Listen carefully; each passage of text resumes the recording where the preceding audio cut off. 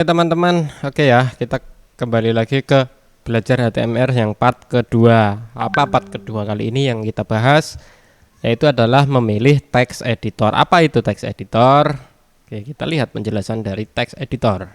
Text editor merupakan aplikasi yang digunakan untuk menulis sintak atau kode program. Jadi sintak itu ya tulisan-tulisan itu, bahasa pemrograman itu yang dinamakan sintak atau kode-kode itulah, yang kode-kode kayak bahasa alien nggak jelas gitu loh.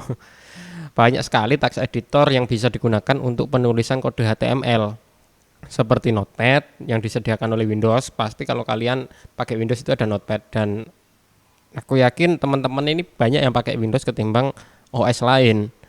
Text edit yang disediakan oleh Mac, Nano oleh Linux. Jadi OS itu pasti menyediakan text editor defaultnya. Kalau Windows itu Notepad.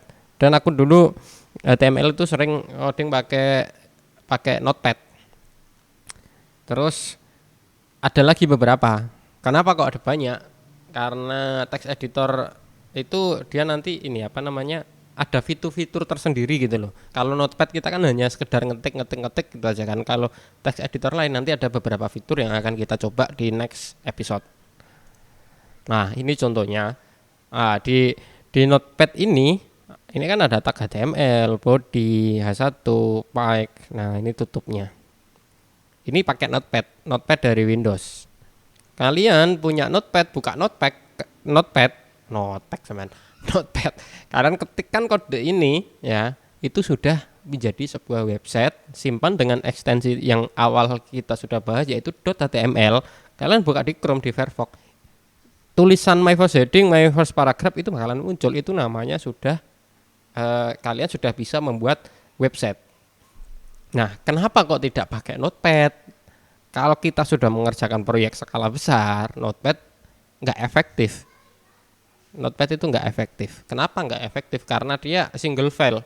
Kalau kita pengen membuat website yang banyak halaman, pasti kita bingung. Kita harus open satu-satu. Kalau nggak gitu semuanya di open.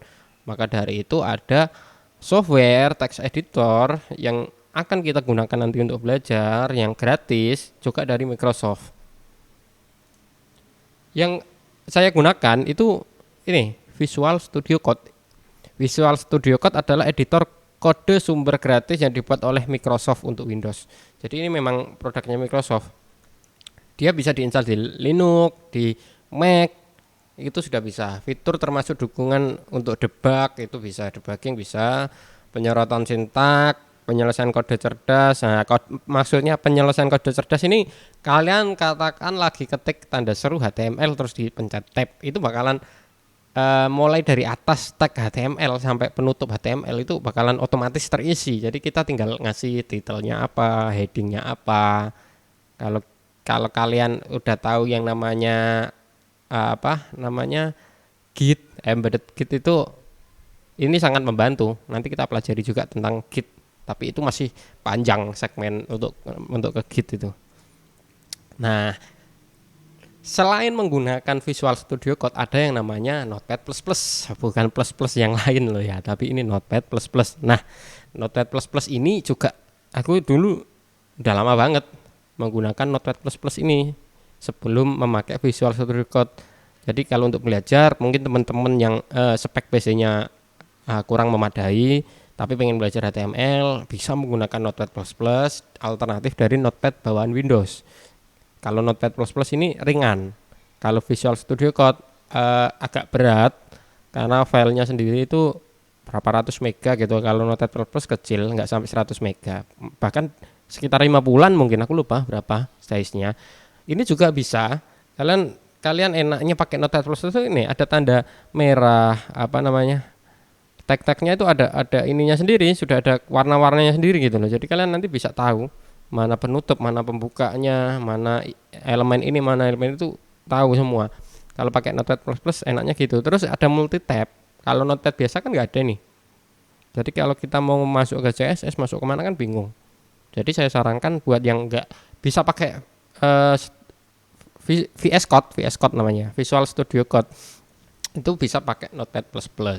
Itu juga enak. Intinya sama selagi penulisan kodenya sama, kalian nanti bisa mengikuti kita codingnya bareng-bareng, nanti pasti kalian juga bisa membuat sebuah website.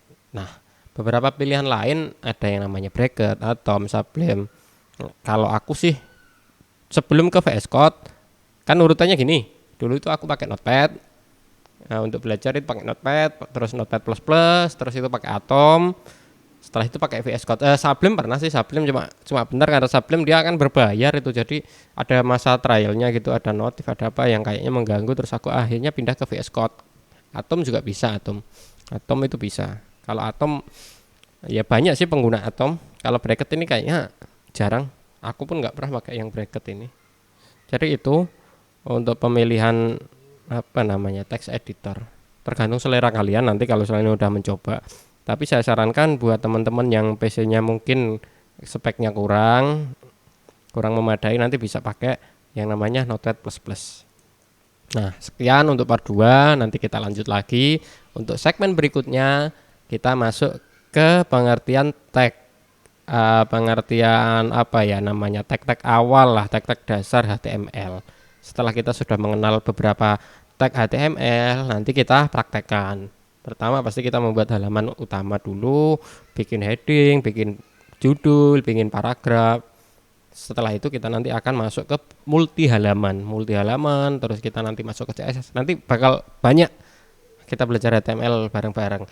Oke, thank you teman-teman. Jangan lupa di-share, di-like, di-subscribe. Channel siapapun terserah, nggak harus channelku yang di-subscribe. Oke, thank you teman-teman.